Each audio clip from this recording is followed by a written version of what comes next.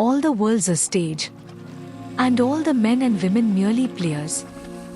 They have their exits and their entrances, and one man in his time plays many parts.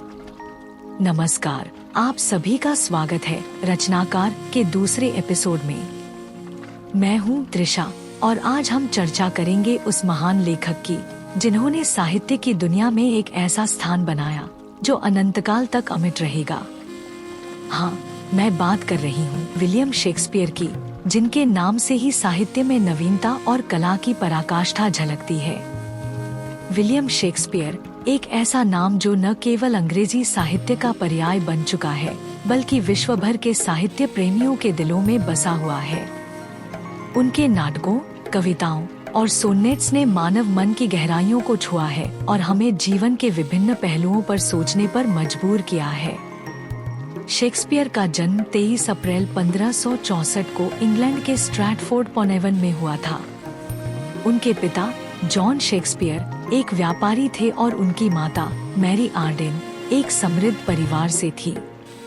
बचपन में Shakespeare को school में पढ़ने का मौका मिला, जहां उन्होंने लैटिन और ग्रीक भाषाओं का अध्ययन किया। शेक्सपियर का प्रारंभिक जीवन साधारण था, लेकिन उनके अंदर एक अद्वितीय काव्यात्मक और नाटकीय प्रतिभा थी, जो उन्हें अन्य बच्चों से अलग बनाती थी। शेक्सपियर का थिएटर से जुड़ाव एक महत्वपूर्ण मोड़ था, जिसने उन्हें साहित्यिक दुनिया में अमर बना दिया। 1580 के दशक के अंत में वे लंदन चले गए, जहां उन्होंने अभिनेता और लेखक के रूप में काम करना शुरू किया। जल्द ही उनकी प्रतिभा ने उन्हें थिएटर जगत में मशहूर कर दिया। 1599 में ग्लोब थिएटर का निर्माण हुआ, जो शेक्सपियर के नाटकों का मुख्य मंच बना। यहाँ उनके कई प्रसिद्ध नाटक जैसे हैमलेट, ओथेलो, मैकबेथ और किंग लियर मंचित हुए। इन नाटकों में शेक्सपियर ने मानव मन की जटिलताओं, शक्ति, ईर्ष्या और प्रेम की गहराइयों को बड़े ही सूक्ष्म और प्रभावशाली ढंग से प्रस्तुत किया।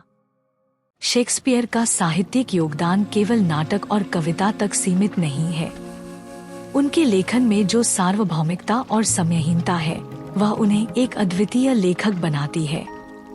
उनके नाटक न केवल उस समय के दर्शकों को प्रभावित करते थे, बल्कि आज भी वे उतने ही प्रासंगिक हैं। शेक्सपियर की रचनाएं जीवन के विभिन्न पहलुओं को छूती हैं, चाहे वह प्रेम हो, त्रासदी हो, हास्य हो या फिर इतिहास। उनके नाटक जैसे रोमियो और जूलियट प्रेम की एक अमर कथा है, जबकि मैकबेथ सत्ता की अंधी दौड़ का खतरनाक परिणाम दर्शाता है। शेक्सपियर का प्रभाव आज भी साहित्य, सिनेमा और कला की विभिन्न विधाओं में देखा जा सकता है।